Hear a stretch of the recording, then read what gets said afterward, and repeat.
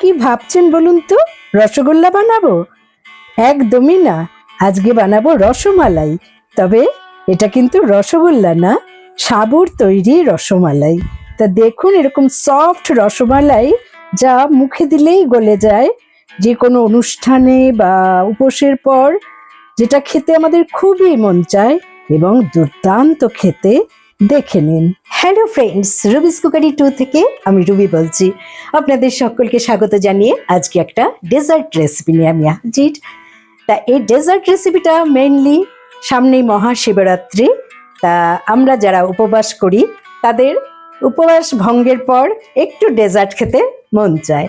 তা আজকে আমি সাবুদানা দিয়ে সেরকমই একটা ডেজার্ট রেসিপি বানাবো, যেটা হচ্ছে সাবুদানার রসমালাই। নিলাম 100 গ্রাম বড় দানার সাবু। এবারে আমি সাবুদানাটাকে ভালো করে 2 থেকে 3 বার ধুয়ে নেব।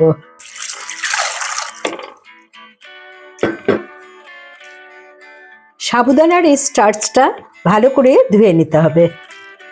এই যে সাদা রংটা দেখছেন, যতক্ষণ না যাবে 2 থেকে 3 বার ধুলেই চলে যাবে। 2 থেকে 3 বার আমার সাবুটা ধোয়া হয়ে গেছে। আমি এবার এমনভাবে জলটা অ্যাড করব যাতে সাবুটা জাস্ট ডুবে থাকে। আমি এবার এটাকে 1 ঘন্টার মতো ঢাকা দিয়ে রেখে দিচ্ছি। 1 ঘন্টা পর দেখুন, সাবুটা পুরো জল টেনে নিয়েছে এবং সাবুগুলো অনেকটা নরমও হয়ে গেছে। সাবুটা গলে যাওয়ার মতো করে কিন্তু ভেজাবেন না। তা আমি এখন এই সাবুটাকে মিক্সিং জারে পিষে নেব।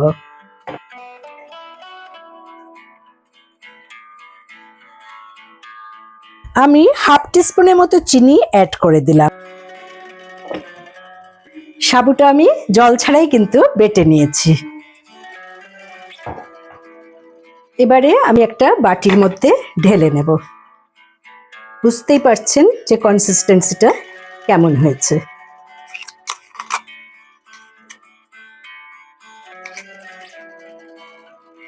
এবারে আমি দুধ জাল দেওয়ার জন্য বসে দিচ্ছি একটা ফ্রাই প্যান।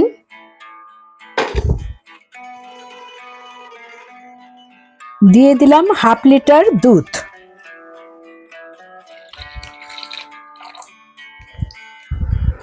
দুধটা ফোটা পর্যন্ত আমি নেড়ে নিচ্ছি।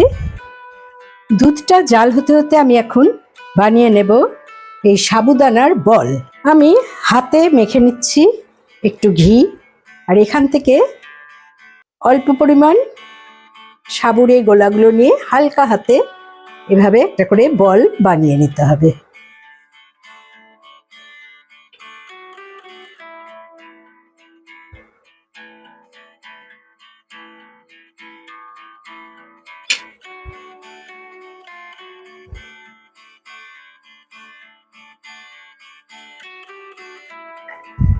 এভাবে আমি একে একে সমস্ত সাবুর এই বলগুলো বানিয়ে নিচ্ছি।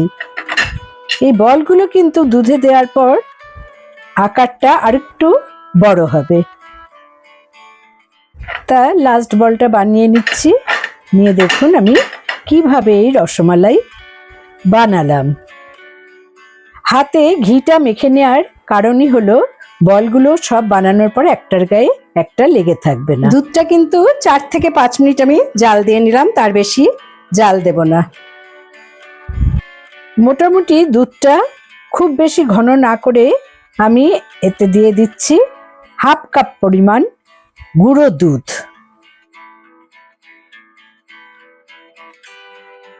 যাতে গুঁড়ো দুধটা ডেলা পাকিয়ে না যায় তার জন্য আমি একটা হ্যান্ড হুইস্কার দিয়ে ভালো করে নেড়ে নিলাম।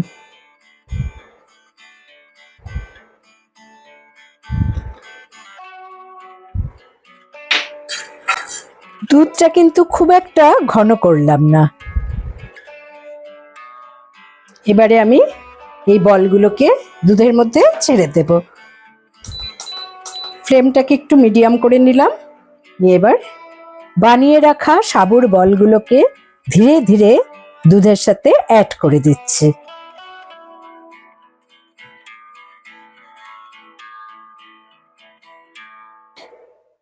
মিডিয়াম ফ্লেমে ক্রমাগত এটাকে নেড়ে যেতে হবে। আর এই বলটা দেওয়ার পর দুধটা এমনিতেই একটু ঘন হয়ে যাবে। দেখুন আস্তে আস্তে কিন্তু এই সাবুর বলগুলো ভেসে উঠছে ওপর দিকে। এই যে ভেসে উঠছে এর থেকেই বোঝা যাচ্ছে যে সাবুর বলগুলো সেদ্ধ হয়ে গেছে।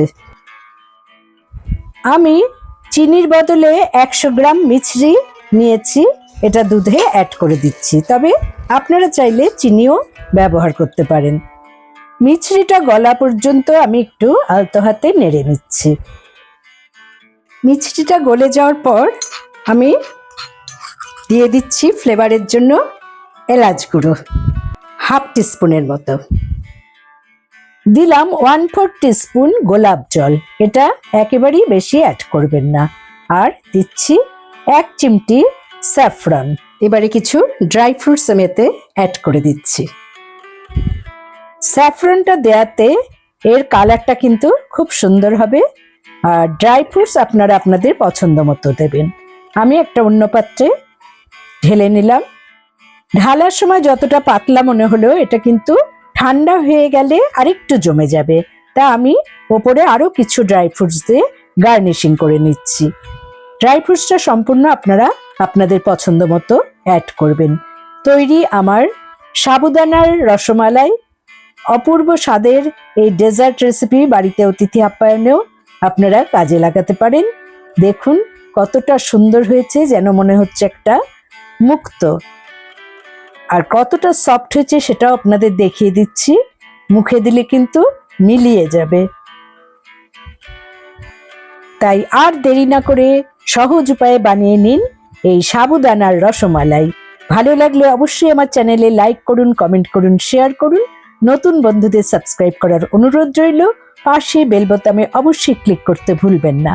তাতে যখনই কোনো নতুন রান্নার রেসিপি শেয়ার করব তার নোটিফিকেশন সহজেই আপনারা পেয়ে যাবেন। ভালো থাকুন, সুস্থ থাকুন। ছোট্ট করে একটা লাইক দিয়ে দিন। পরের এপিসোডে নতুন রান্নার রেসিপি নিয়ে হাজির হচ্ছে আমি রুবি। Thanks for watching.